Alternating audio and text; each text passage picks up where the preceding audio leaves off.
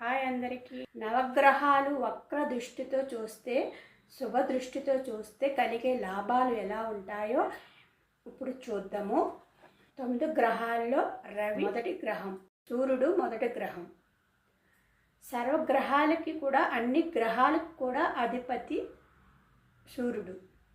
ప్రాణశక్తికి మూలకారకుడు అన్నమాట. ప్రాణశక్తికి రోగనిరోధక శక్తిని పెంచుతాడు.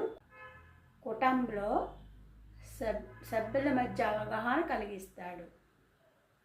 స్త్రీలకు ఆభరణాలు, పురుషులకు కీర్తిని ఇస్తాడు.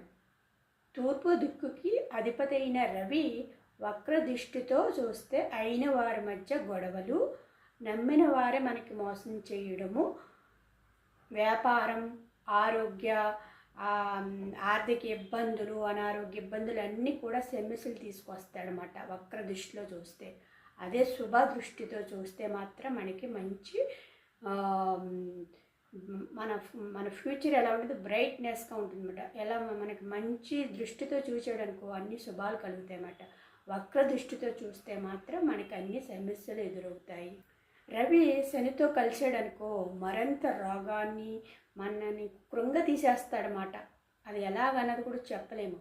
ఎప్పుడు కూడా రవి శనితో కలిసేడా అస్సలు మనకి అంత సమస్యలు, ఇబ్బందులు ఇంకా ఎలాగో కూడా చెప్పలేమన్నమాట. అంత ఇబ్బందుల కింద ఉంటుంది. అది చంద్రునితో కలిస్తే మానసికంగా కృంగిపోవడము, అశాంతిగా ఉండడం అన్నమాట. ఇంక ఏ పని కూడా మనకి ఇంకా అశాంతి అంటే మనం తెలుసుకోవచ్చు. ఇంకా అసలు ఇబ్బంది, మనశ్శాంతి లేదంటే ఇంక అక్కడ అశాంతే ఉంటుంది. అశాంతి అంటే ఇంక మనకి ఇంకా కృంగిపోవడం అన్నమాట. అది ఎలా చెప్పాలో కూడా తెలియదు. కొంతమంది చూడండి అన్నీ ఉన్నా కూడా కృంగిపోతూ ఉంటారు. అటువంటి టైంలో రవి చంద్రుడు కలయిక వచ్చినప్పుడు అలాంటి ఇబ్బందులన్నీ మనకు కనిపిస్తాయి. అలాగే రవి శనీశ్వరుడు కలిసినప్పుడు మనకు కూడా అయ్యే ఇబ్బందులు కలిగిస్తాయి. అంటే అక్కడ మనకు అనారోగ్య ఇబ్బందులు రావడం, ఫైనాన్షియల్గా ట్రబుల్ అన్నీ కూడా వస్తూ ఉంటాయన్నమాట. అందుకు నవగ్రహాల్లో రవి శుభ దృష్టితో ఉన్నప్పుడు చాలా మంచిగా జరుగుతాయి. అదే వక్ర దృష్టిలో ఉన్నప్పుడు మనకి అన్ని ఇబ్బందులు కలుగుతాయి. దానికి భయపడిపోయి, కంగారు పడిపోయి అయికాకుండా మనం దానికి పరిష్కారం అన్నది చేసుకోవాలి. రెమెడీస్ అనేవి చేసుకోవాలి.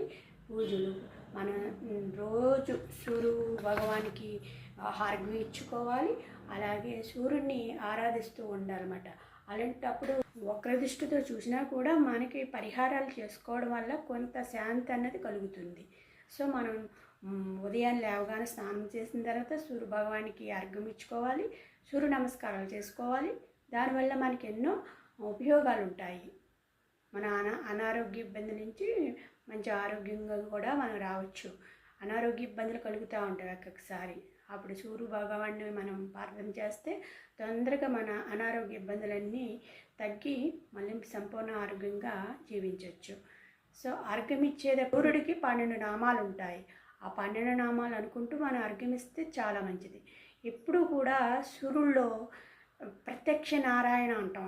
సో అలాగే అమ్మవారిని, గాయత్రి అమ్మవారిని, దుర్గా అమ్మవారిని కూడా మన సూర్యుల్లో చూడగలిగితే మాత్రం చాలా ఉపయోగాలు ఉంటాయి. అంటే సూర్య గాయత్రి నమ, సూర్య గాయత్రి నమ, సూర్య గాయత్రి అలా 3 times కానీ అనుకోవచ్చు. అలాగే సూర్య దుర్గా నమ, సూర్య దుర్గా నమ. భానుమండల మధ్యస్థ అంటే అమ్మవారు లలితా పరమేశ్వరి. ఆమె అమ్మవారు అన్ని సకల దేవతలు ఉండమాట. సూర్యుడిని మనం ఆరాధించమనుకో సకల దేవతలు మనం ఆరాధించినట్టే వస్తుంది. వక్రతుండ మహాకాయ సూర్యకోటి సమప్రభ నిర్వగ్రం కురుమే దేవ సర్వకార్యేషు సర్వద అంటాం కదా. అందులో కూడా విఘ్నేశ్వరుడే అందరూ ఉంటారు, సకల దేవతలు ఉంటారు. ఒక సూర్య భగవానికి నమస్కారం చేయడం వల్ల మనం అందరి దేవతలకి, మూర్తులకి నమస్కారం చేసినట్టే, పూజ కూడా చేసినట్టే. చాలామంది ఇప్పుడు మనం పూజ చేయాలనుకుంటే పటం ఉంటేనే పూజ చేస్తాం అనుకుంటాం. కానీ అది మానసికంగా మనకి అదొక సెంటిమెంట్. మనకు ఫోటో ఉంటేనే పూజ అనుకుంటాం. అలా కాకుండా మీరు సూర్య భగవాన్ ఎదురుగుండా పూజ చేసిన సకల దేవతలకి పూజ చేసినట్టే వచ్చేస్తుంది అన్నమాట. సో అలాగా నవగ్రహాల్లో వక్రదృష్టి చూసినప్పుడు, శుభదృష్టిలో ఉన్నప్పుడు చూసుకుని మన యొక్క జాతక ప్రకారంగా తెలుస్తాయి కదా. సూర్యుడు ఏ స్థానంలో ఉన్నాడు, వక్రదృష్టిలో ఉన్నాడా, శుభస్థానంలో ఉన్నాడా, ఎలా ఉన్నాడు అన్నది తెలుస్తుంది కదా, అవి చూసుకుని మనం ఫాలో అవ్వచ్చు.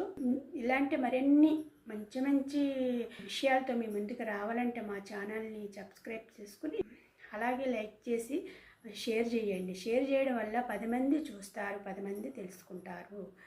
ఎప్పుడైనా సరే మంచి ఎప్పుడూ కూడా మరుగున పడకూడదు. నలుగురికి తెలియాలి, నలుగురికి తెలియపరచాలి. మనం నేర్చుకున్న దాన్ని 10 మందికి నేర్పడానికి ప్రయత్నించాలి. మనం నేర్చుకున్నది మన దగ్గరే ఉంటే అది దేనికి ఉపయోగం ఉండదు. మనం నేర్చుకున్నది 10 మందికి నేర్పిస్తే ఆ 10 మంది అలాగ నేర్చుకుంటూ ఉంటే మన సమాజం అన్నది మంచి సమాజంగా మారుతుంది.